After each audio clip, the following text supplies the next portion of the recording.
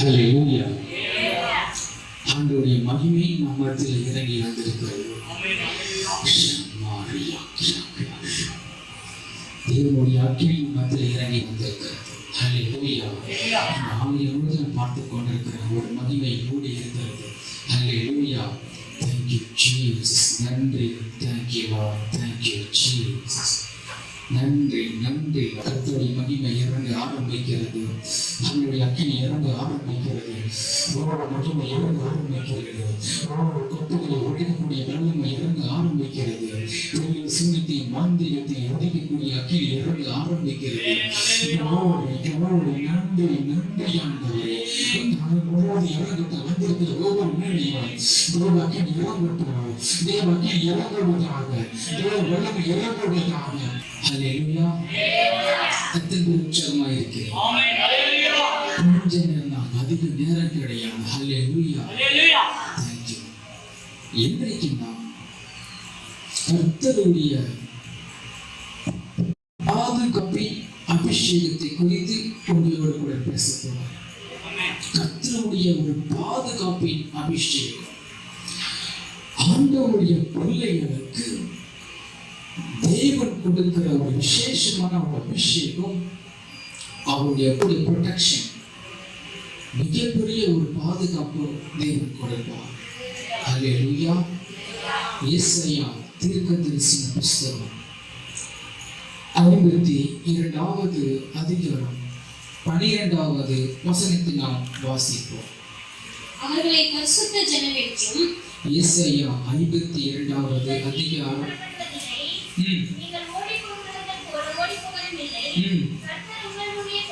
ஆண்டவர் சொல்லுகிறார், உங்களுக்கு முன்னே போவார்.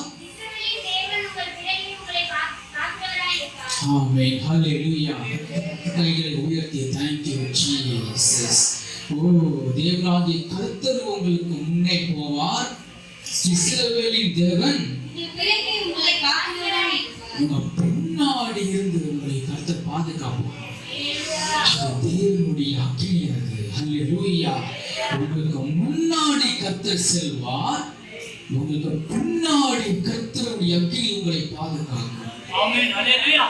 எத்தனை பேர் விசுவாசிக்கிறீங்க? thank you Holy Spirit. ஹல்லேலூயா. அப்படி என்றால் எதற்கு ஆண்டவர் தம்முடைய காக்கிறார்? எதற்காக சபை ஏன் வாக்கு கொடுக்கிறார்? எதற்காக உன்னை இந்த சபையிலே கொண்டு வந்து உட்கார வைத்திருக்கிறார்? ஏன் கர்த்தர் சொல்லுகிறார் உங்கள் பின்னாக இருந்து கர்த்தர் பாதுகாப்பார், அதே நேரத்தில் உங்களுக்கு முன்னாக கர்த்தர் செல்வார்? ஏன் அப்படி செய்கிறார்? எதற்கு ஆண்டவர் உங்களை கொண்டு வந்திருக்கிறார்? எதற்கு சபையை தேவன் உருவாக்கி கொடுத்திருக்கிறார்? எதற்கு மேய்ப்பன்? எதற்கு ஊழியக்காரன்? யாத்திராகமம் 3வது அதிகாரம் 7வது வசனத்தை நாம் வாசிக்க கேட்போம். அப்பொழுது கர்த்தர், எகிப்தில் இருக்கிற என் ஜனத்தின் உபத்திரவத்தை நான் பார்த்து ஆலோசனை நிமித்தம் அவர் இடுகிற கூக்குரலை கேட்டேன்.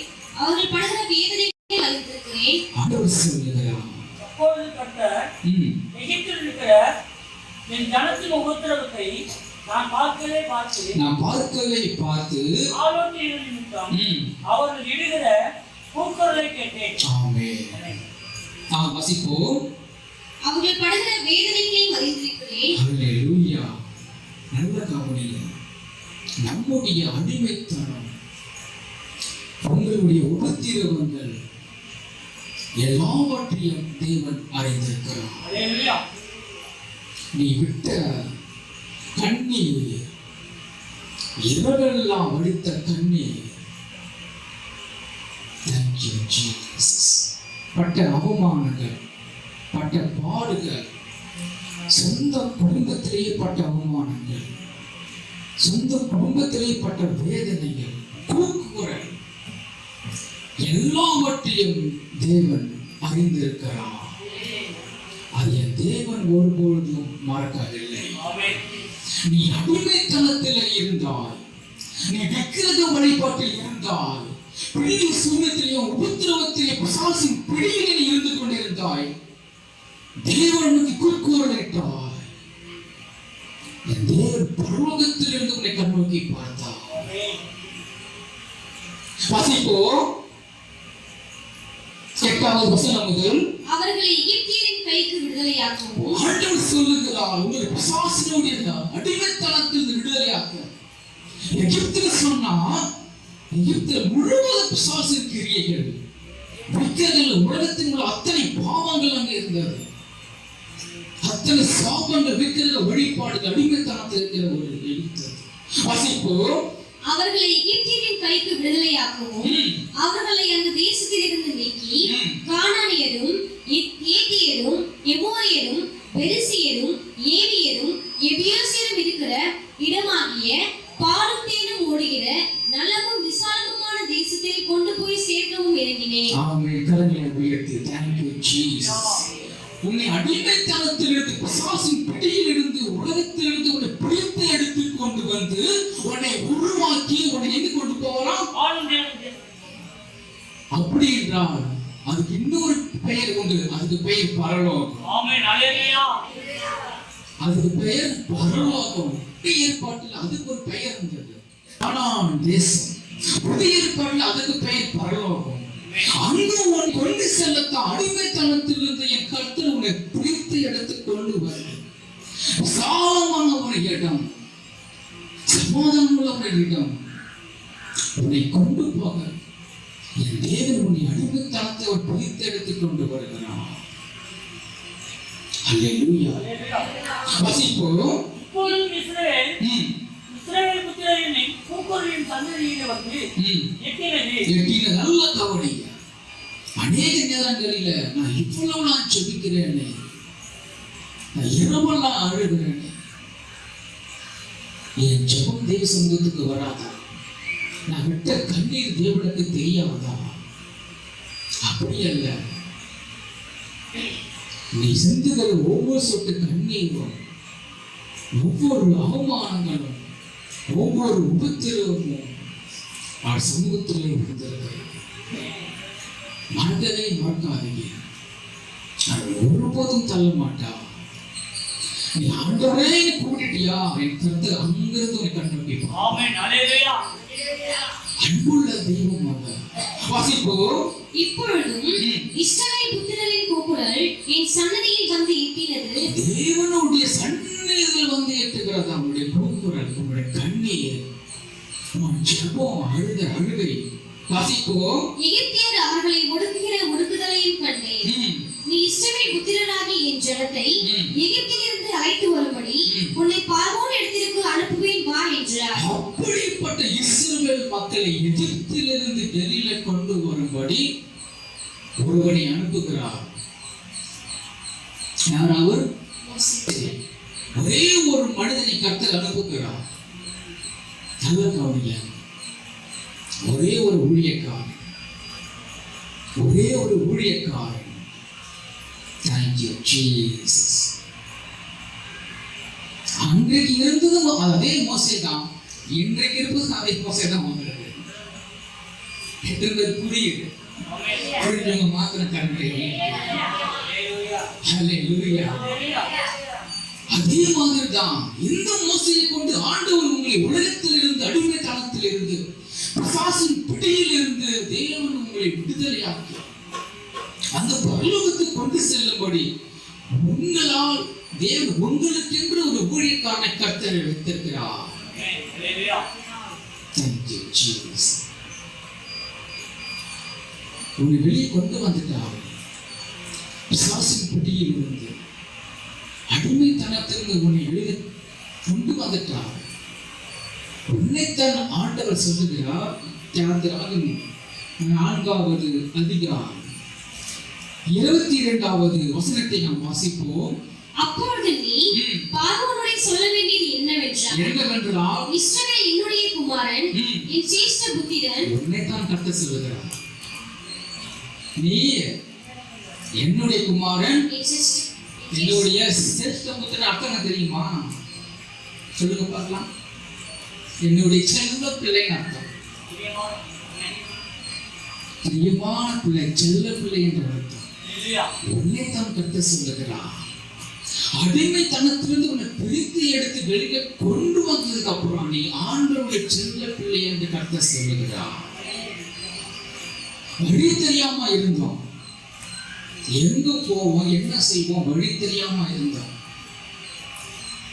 அனாதை போல ரோட்ல இருந்தோம், சாசின் பிடி இருந்தோம், உத்தரவத்தில் இருந்தோம். குடும்பத்திலே பாடுகள், இந்த வியாதி சரித்திர அந்த வியாதி, அதிலிருந்து தான் என் தேவனுடைய வெளியில கொண்டு வந்து பத்தி ஒரு சபையை வைத்து உன்னை பார்த்து ஆண்டவர் சொல்லுகிறார், இஸ்ரவேல் என்னுடைய குமாரன், என் சிரேஷ்ட புத்திரன். எதற்காக உன்னை வெளியே கொண்டு வந்தார்? அடிமைத்தனத்திலிருந்து, பிசாசின் பிடியிலிருந்து, உலகத்திலிருந்து எதற்காக தேவன் உன்னை கர்த்தர் கொண்டு வந்திருக்கிறார்? 23வது வசனம், ஆராதனை செய்யும்படி என் குமாரனை அனுப்பிவை என்று கட்டளை. எதற்கு உன்னை வெளியே கொண்டு வந்தார்? ஆராதனை செய்ய. எல்லாம் எது கொண்டு வந்தார்? ஆராதனை செய்யும்படி, தேவ நாமத்தை உயர்த்தும்படி. நாம எப்படி ஆராதிக்கிறோம்? எப்படி ஆராய்ச்சி படிக்க நம்ம எப்படி ஆராதிச்சோம்? ஹல்லேலூயா. சபையில ஒவ்வொரு சபையிலையும் ஆராதனை என்பது மிக மிக மிக முக்கியமான ஒன்று. நீ ஆராதிக்கிற வேலையில் தான் ஆவியுடைய வல்லமை உங்களை இறங்க ஆரம்பிக்கும். நீ ஆராதிக்கிற வேலையில் தான் ஆண்டவருடைய சுகமளிக்கிற வல்லமை உங்களை இறங்க ஆரம்பிக்கும். நீ ஆராதிக்கிற வேலையில தான் ஆவியோட அபிஷேகம் உங்களுக்குள்ள இறங்க ஆரம்பிக்கும். நீ ஆராதிக்கலைன்னா நீ தேவனுடைய கிருபையை நீ எழுந்து போய் கொண்டிருக்க. நீ எந்த அளவுக்கு நீ ஆராதிக்கிறா, முன்னாடி பார்க்காத, பின்னாடி பார்க்காத, யாரையும் பார்க்காத, உன்னை விடுதலையாக்க நீ ஆண்டவனை ஆராதிக்க வந்திருக்கிறான். அவரை மாத்திரம் முழு இறுதியத்தோடு என்ன பண்ணணும்? ஆராதனை செய்ய வேண்டும். வெளியே கொண்டு வந்த நோக்கம் யாத்திராகமம் 23வது அதிகாரம் 20வது வசனம், வழியில் உன்னை காக்கிறதற்கும் நான் ஆயத்தப்படின ஸ்தானத்துக்கு உன்னை கொண்டு போய் சேர்க்கிறதற்கும் இதோ நான் ஒரு தூதனை உனக்கு முன்னே அனுப்புகிறேன்.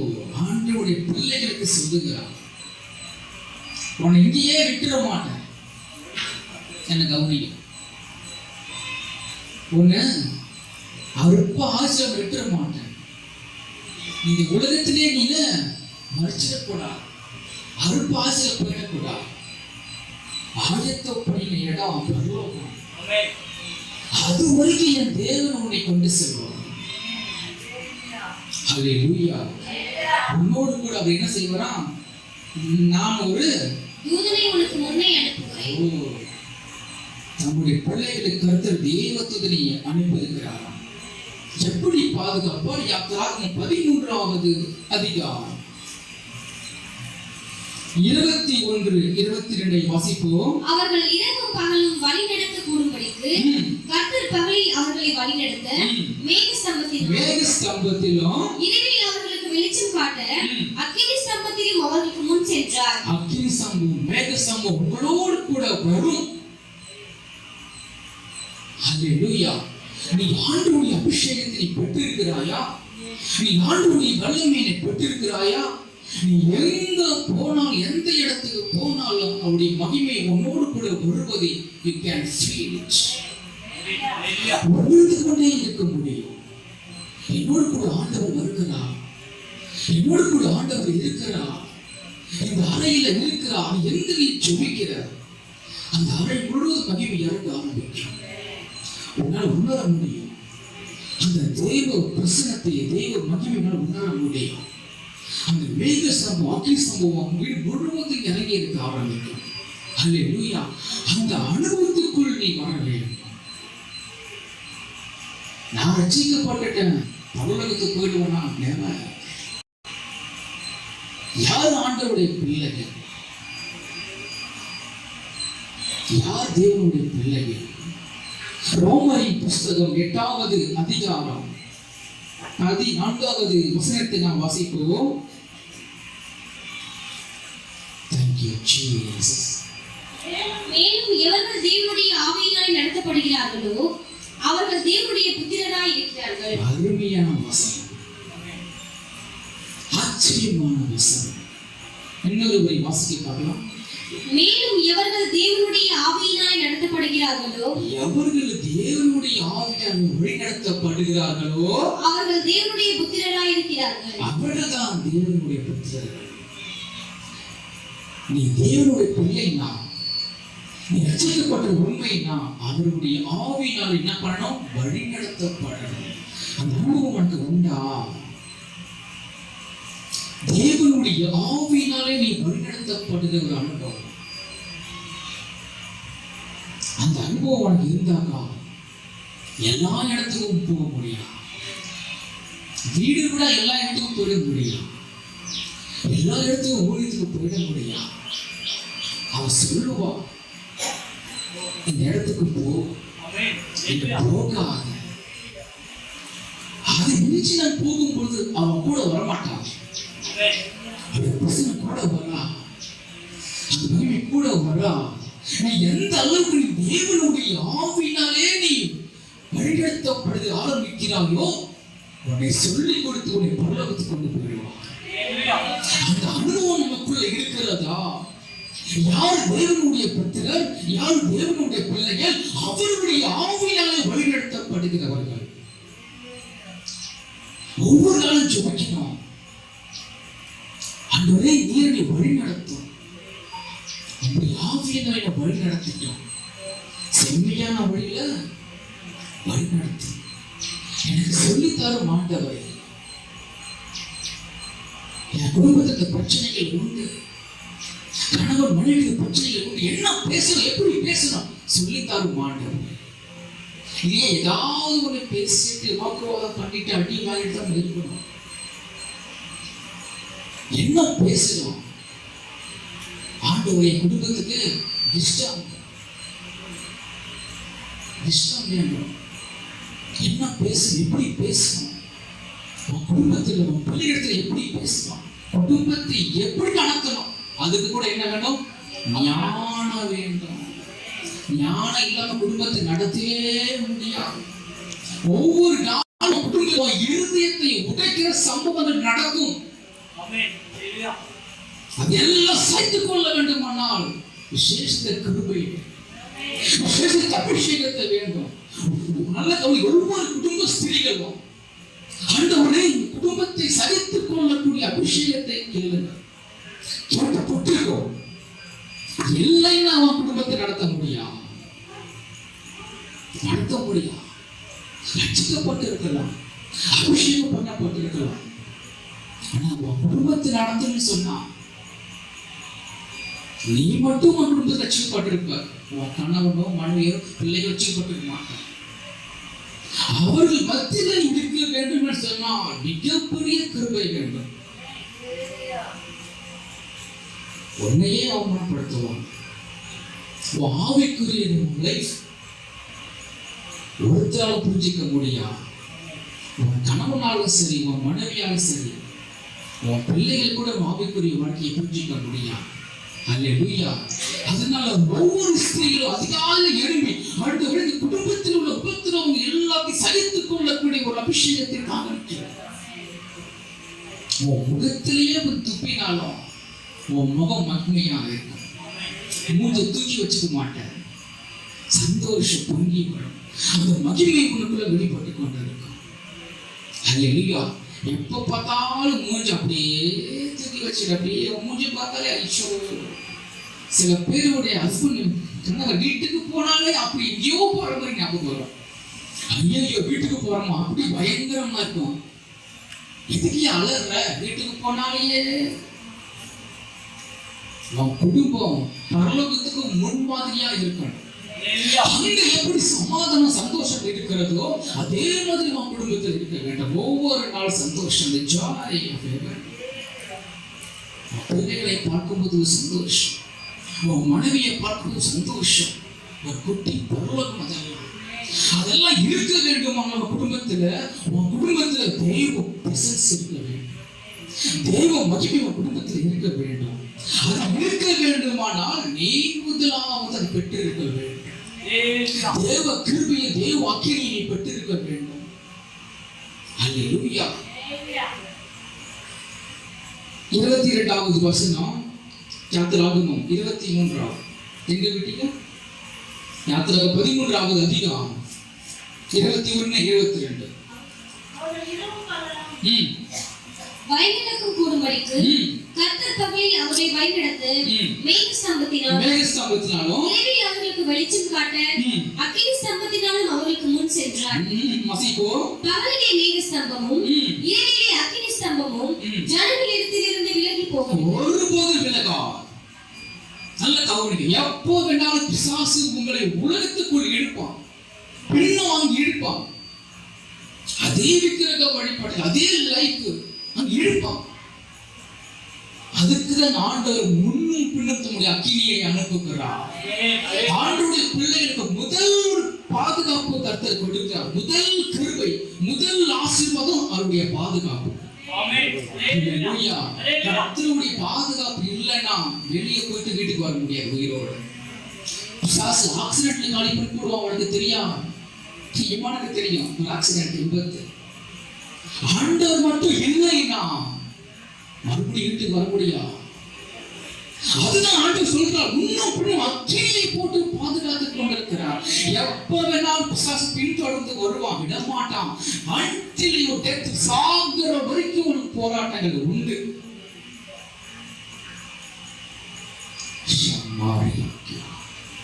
அதுக்கு ஆண்டவர் ஊழியக்காரை நோக்கி சொல்றாங்க, எதிரியா எங்களை வெளியில கொண்டு வந்து அன்றைக்கே சொன்ன எங்களை விட்டுடு, நான் எகிப்திலே இருந்துறோம். நீதான் என்ன செஞ்ச, ஆண்டவர் அற்புதம் செய்வார், விடுவிப்பார் என்று சொல்லி எங்களை வெளியில கொண்டு வந்த. ஆனா இப்ப பாரு, மறுபடியும் கிட்ட வந்துட்டாங்க, எங்களை அடிமைத்தனத்துல கொண்டு போக போறாங்க. மறுபடியும் கிட்ட வந்துட்டாங்க. அவ்வளவு நான் செத்தோம். ஊழியக்காரன் ஆண்டவர் நோக்கி ஜெபிக்க ஆரம்பிக்கிறான். நல்ல கவனிங்க. பாதுகாப்பு, கர்த்தருடைய பாதுகாப்பு எப்படி வருகிறது? கர்த்தருடைய பாதுகாப்பு எங்க இருந்து வருகிறது சொல்லி கொண்டிருக்கிறார். வாசிப்போம். அப்பொழுது கர்த்தர் மோசேயை நோக்கி, அப்பொழுது நல்ல வசனத்தை மாத்திரம் கவனமா கவனிச்சுக்கணும். அப்பொழுது கர்த்தர் மோசேயை நோக்கி, என்னிடத்தில் முறையிடுகிறது என்ன? புறப்பட்டு போங்கள் என்று இஸ்ரவேல் புத்திரருக்கு சொல்லு.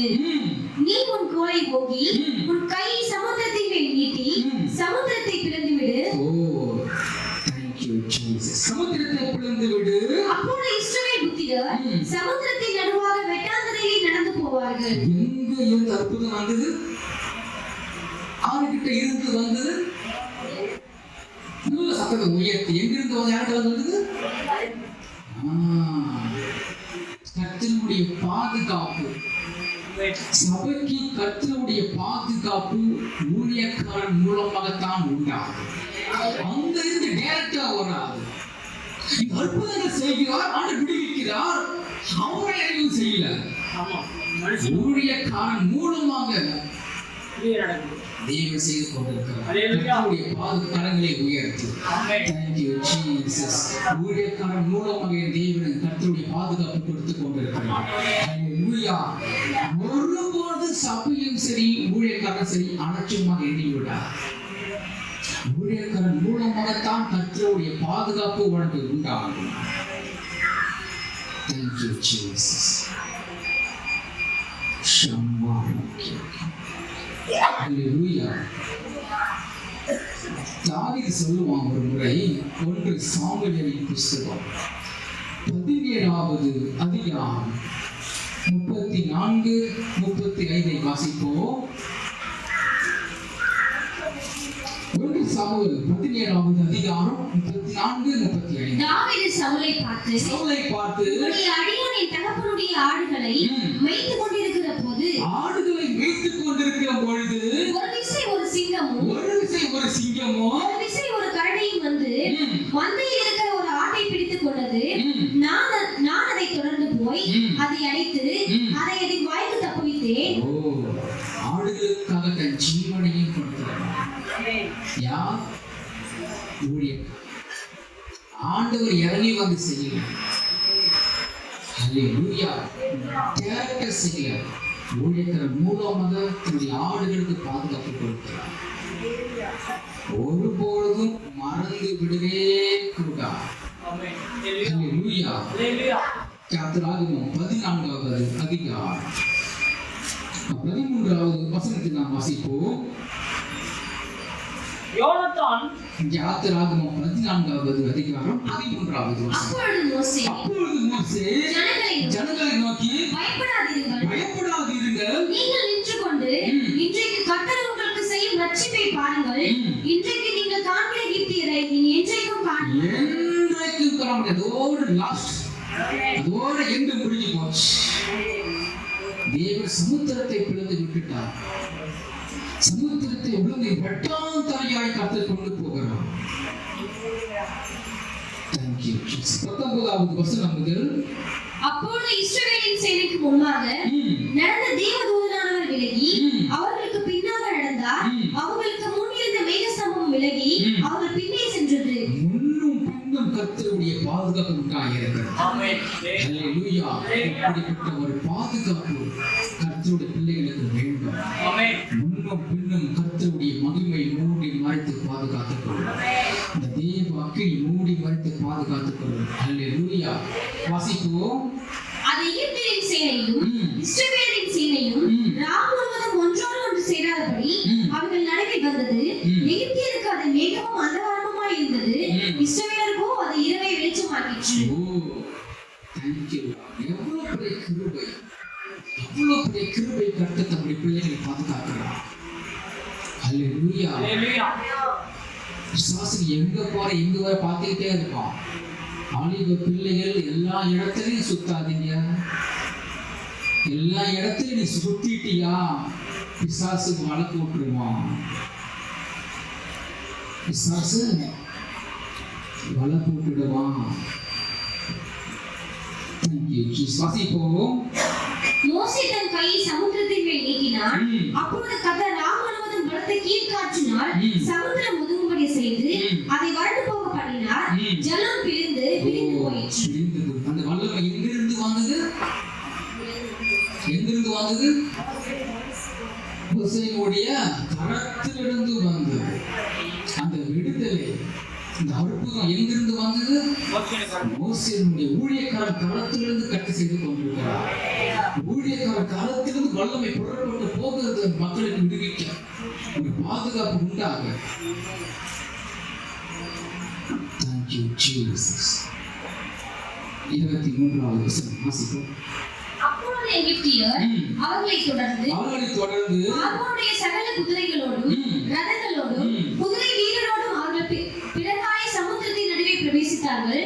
கிழக்கும் வெளுத்து வரும் ஜாமத்தில் கர்த்தர் அக்கினியை மேகமான ஸ்தம்பத்திலிருந்து எகிப்தியரின் சேனையை பார்த்து அவர்கள் சேனைகளை கலங்கடித்து அவர்களுடைய ரதங்களில் இருந்தும் உருளைகளை கலவும் அவர்கள் தங்கள் ரதங்களை வருத்தத்தோடு நடத்தவும் பண்ணினார். அப்பொழுது எகிப்தியர் உலகத்தார் விட்டு ஓடி போவும். கர்த்தர் அவர்களுக்கு துணை விட்டு ஓடி போவோம். கர்த்தர் அவர்களுக்கு துணை நின்று எகிப்தியருக்கு விரோதமாக யுத்தம் பண்ணுகிறார் என்றார். எல்லா கரங்களை தட்டி நன்றி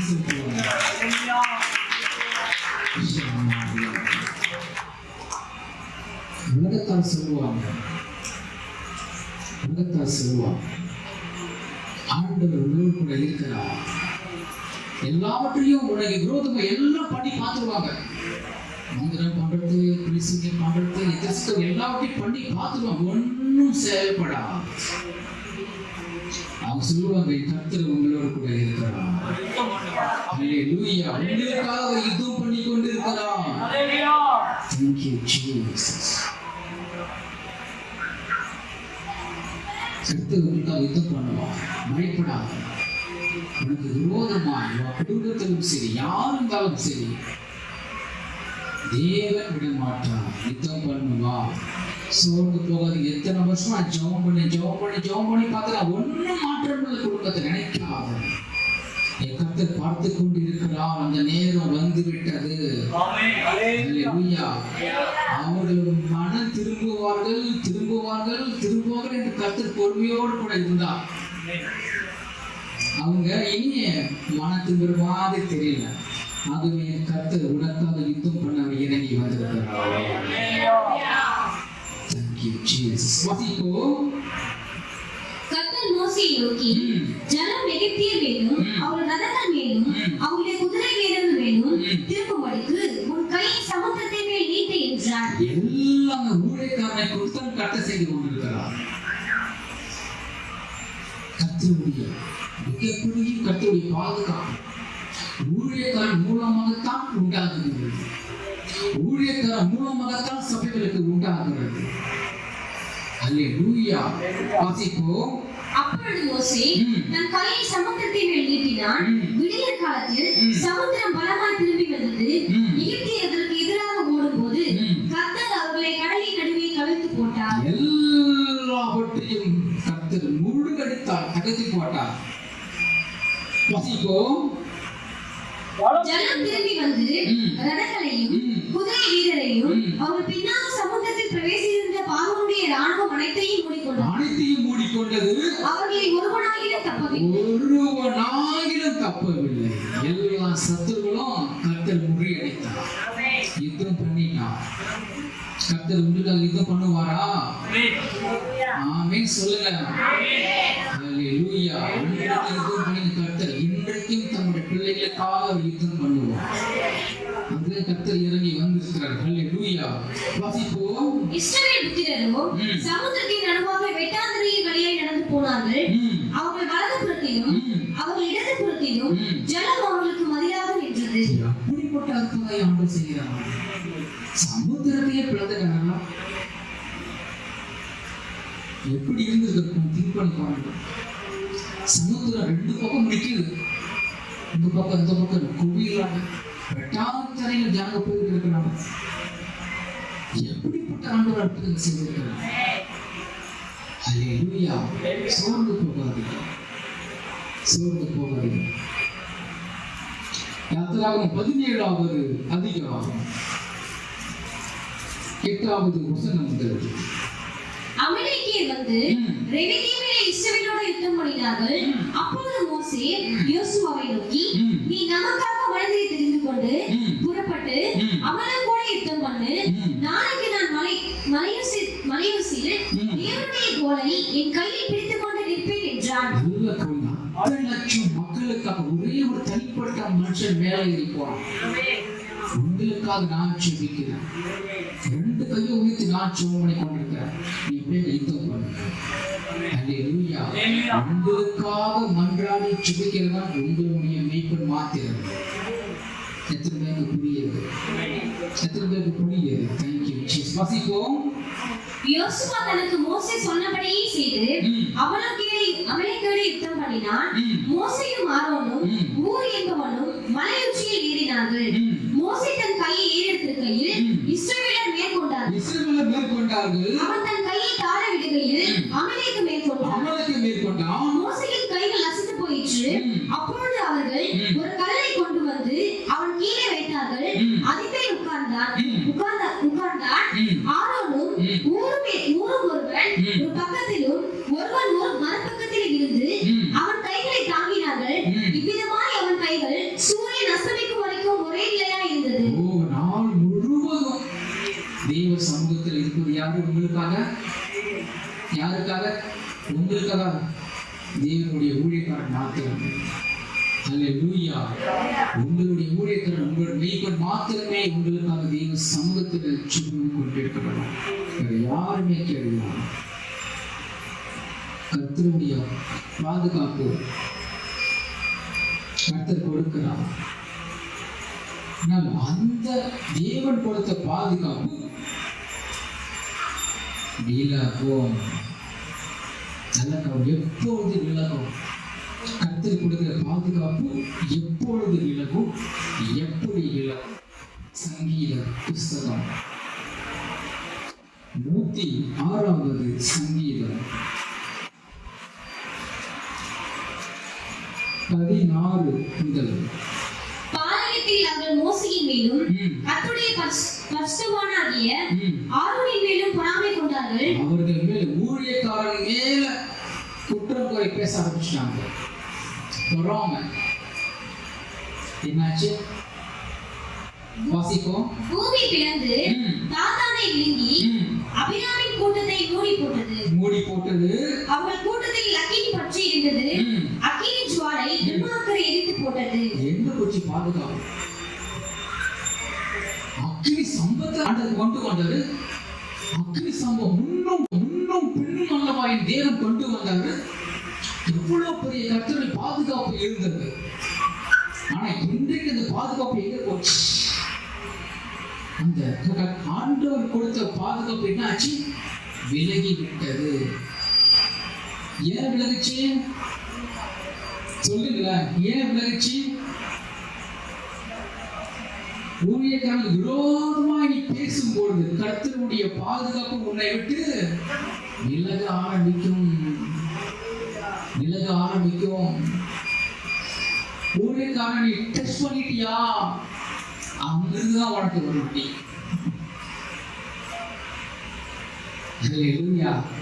ஒரே ஒரு ஆள் தான் மோசே, சிங்கிள் மேன்.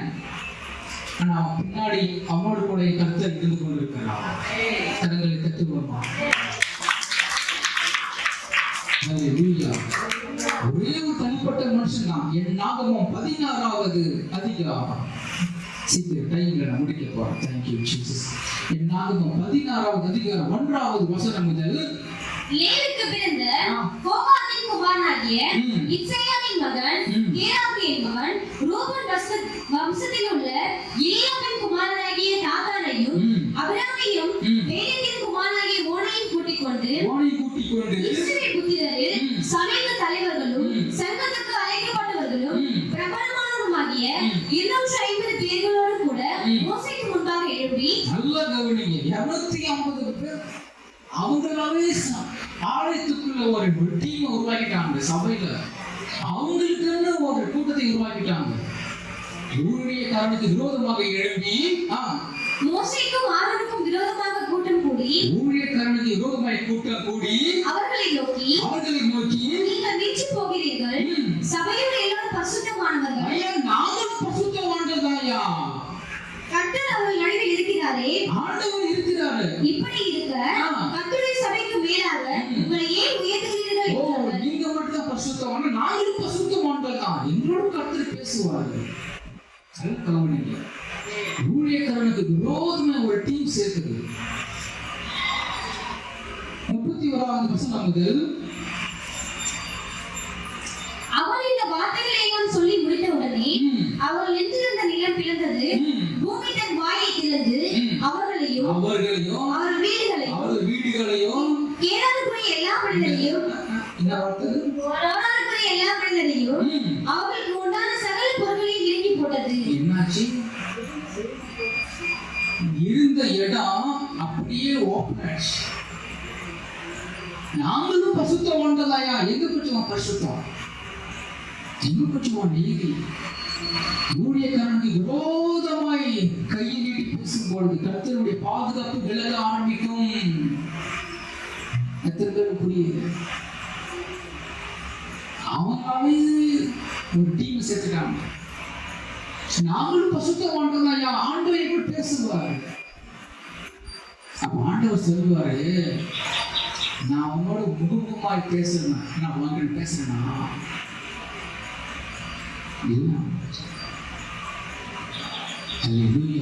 கர்த்தர் பாதுகாப்பால் உண்மைதான். ஆனா ஊழியக்காரனுக்கு விரோதமாய் கையை நீட்டும் பொழுது கர்த்தருடைய பாதுகாப்பு உன்னை விட்டு விலக ஆரம்பிக்கும். நீதி உன்னுடைய பரிசுத்தம் இது உன்னை காப்பாற்றான். அவன் இருந்த இடம் அப்படியே என்னாச்சு? அப்படியே போட்டாங்க, அழிஞ்சு பாதாளத்துக்கு போட்டாங்க. எங்க விட்டனே தெரியல. அவர்கள் தங்களுக்கு உண்டானவை எல்லாவற்றோடும் உயிரோட பாதாளத்தில் இறங்கினார்கள். பூமி அவர்களை மூடிக்கொண்டது. இப்படி சபையின் நடுவில் இருந்து அழித்து போனது. போனார்கள். சபை நடுவில் இருந்து அழிந்து போனார்கள். அழிந்து போனார்கள். எங்க போச்சு பாதுகாப்பு? கர்த்தருடைய பாதுகாப்பு எங்க போச்சு? விலகும். அக்னி ஸ்தம்பத்துல மேக ஸ்தம்பத்துல அல்லவா உன்னை கொண்டு வந்தா. கர்த்தர் உன்னை பாதுகாத்தார் அல்லவா. அந்த பாதுகாப்பு விலகும். அல்லேலூயா. ஒருபோது ஊழியக்காரனுக்கு விரோதமாய் குற்றங்களை பேசிவிடாதீங்க. கர்த்தருடைய பாதுகாப்பு உன்னை விட்டு விலக ஆரம்பித்துவிடும். உன் ஜபமோ உன் நீதியோ உன் பரிசுத்தமோ எதுவும் உன்னை காப்பாற்றாது. ஏன்னா உங்களுக்காக இரவும் பகலும் ஜெபிக்கிறவன் ஊழியக்காரன் மாத்திரமே. ஹாயா வீட்டுல போய் டீ பார்த்துட்டு ஹாயா சாப்பிட்டு ஹாயா தூங்கிட்டு வரலாம். உங்களுக்காக ஒவ்வொரு நாளும் தேவ சமூகத்தின் ஆண்டவரே என்னுடைய ஆடுகளை கொண்டு வா. என் ஆடுகளுக்கு இந்த உபத்திரவம் உண்டு, இந்த வியாதி இந்த பிரச்சனைகள் உண்டு. உங்களுக்காக தேவ சமூகத்தில் 2 கரங்களை உயர்த்தி ஜெபிக்கிறவன் உங்களுடைய மேய்ப்பன் மாத்திரமே, ஊழியக்காரன் மாத்திரமே. அல்லேலூயா. தேவனுடைய பாதுகாப்பு விலக ஆரம்பித்து விடும். யாத்திராகமோ உன்னை விடுவித்த நோக்கம் என்ன? யாத்திராகமோ 14வது அதிகாரம். Thank you, Jesus. யாத்திராகமம் 24வது அதிகாரம் வசனம் 12.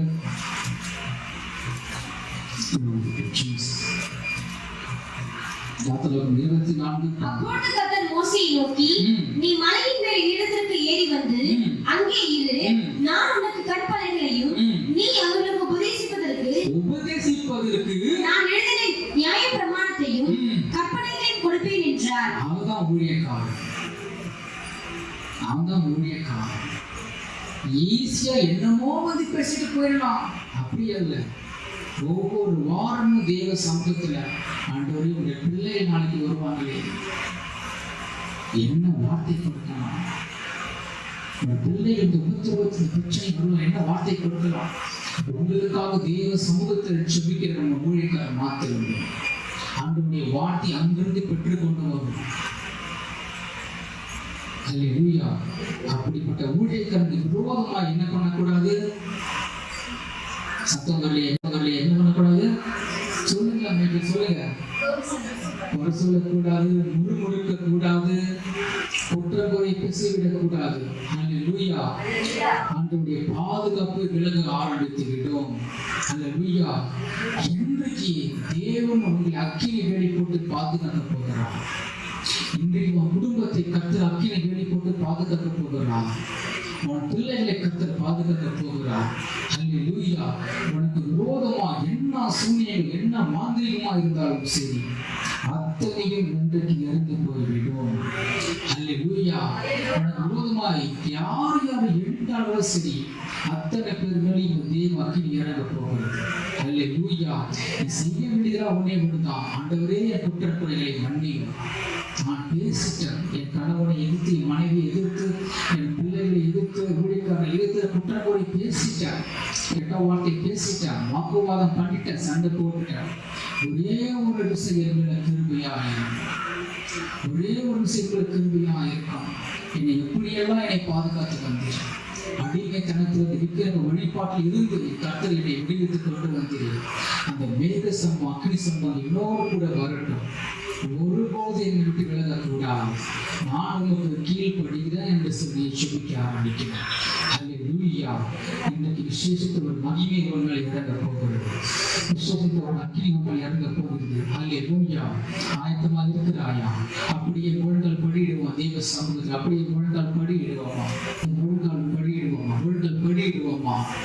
முழங்கால் படியிடுவோமா? முழங்கால் படியிடுவோமா? Thank you Jesus. ஓ நன்றி நன்றி நன்றி நன்றி நன்றி ஆண்டவரே. வாய்களை திறந்து இன்றைக்கு நீ வாய்களை திறந்து ஆண்டவரே ஊழியக்காரனை வேதனைப்படுத்தி இருக்கிறார். ஊழியக்காரனை துக்கப்படுத்தி இருக்கிறார். ஊழியக்காரனை வேதனைப்படுத்தி இருக்கிறார். ஊழியக்காரன் துக்கப்படுத்தி இருக்கிறார். இதெல்லாம் எடுத்து சீக்கிரம் டைம் இல்லை.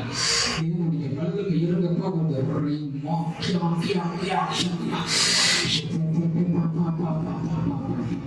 ஆண்டவருடைய வெள்ளம் இறங்க ஆரம்பிக்கிறது.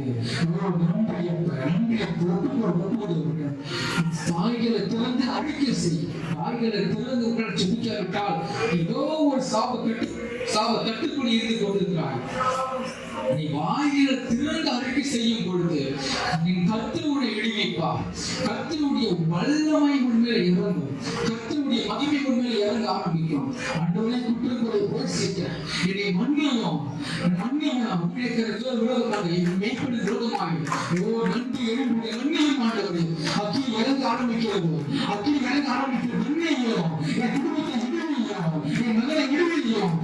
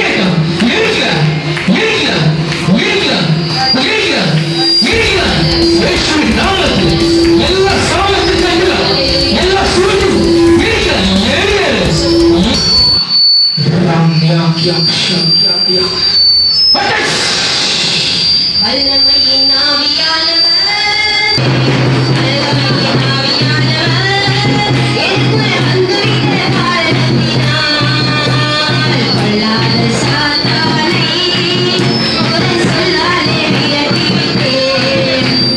கட்டுப்பாட்டு ஆவியானவர் என்னை கண்ட்ரோல் பண்ணி நடத்துகிறார். இஷ்டம் போல அமைவதில்லை. பாதுகாப்பின் அபிஷேக சுகாதாரியில் வாலிப பிள்ளைகள்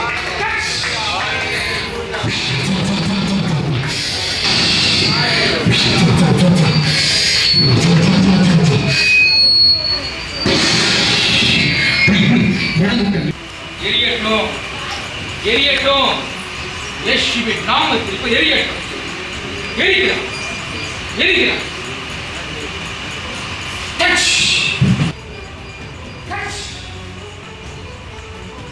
விட்டுருக்காது, 5 நிமிஷம் விட்டுருக்காது, ஏந்திரிக்காது.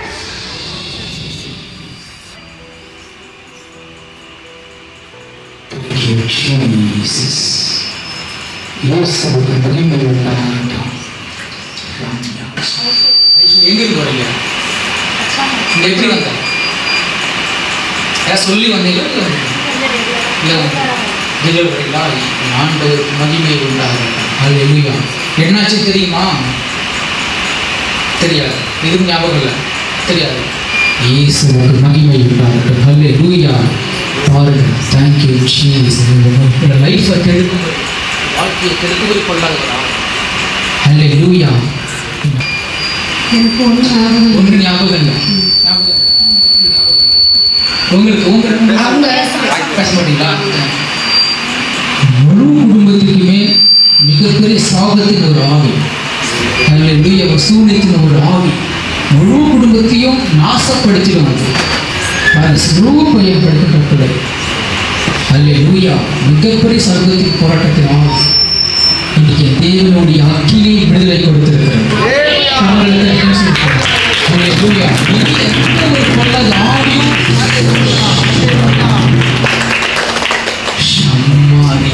எந்த ஒரு கொள்ளது ஆவி இந்த குடும்பத்தை தொடாது. ஹல்லேலூயா. பின்னாடி புரிய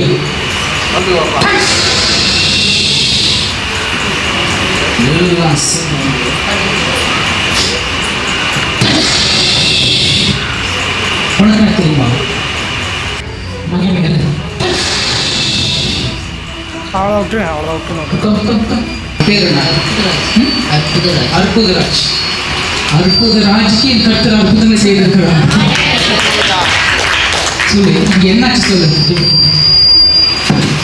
என்னடா ஆச்சு உனக்கு? என்ன நடந்துச்சு? அப்புறம்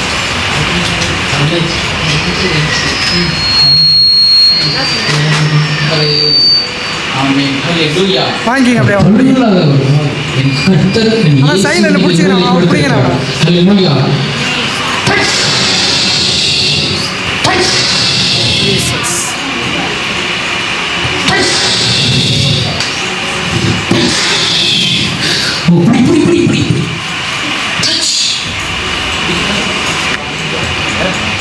விடுங்க அப்படியே.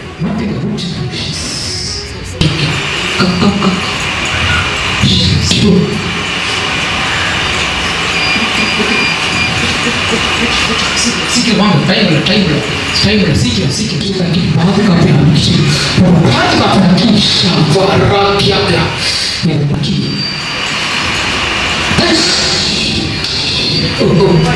பாதுகாப்பு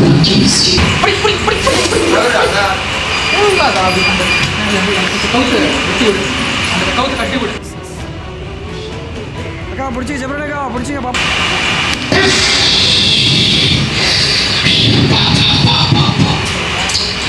தேவனுக்கு பிரியமா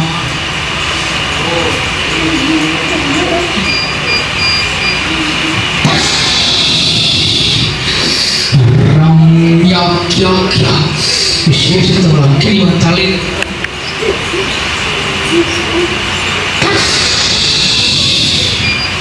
தேங்க்யூ சார். இயேசுவுக்கு மகிமை உண்டாகட்டும்.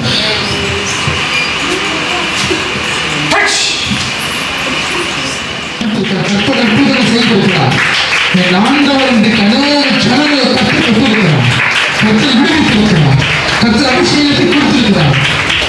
இயேசுவுக்கு மகிமை உண்டாகட்டும். ஹல்லேலூயா. ஹல்லேலூயா. கர்த்தருடைய பாதுகாப்பின் அபிஷேகம் உங்கள் மேல் இறங்கி இருக்கிறது.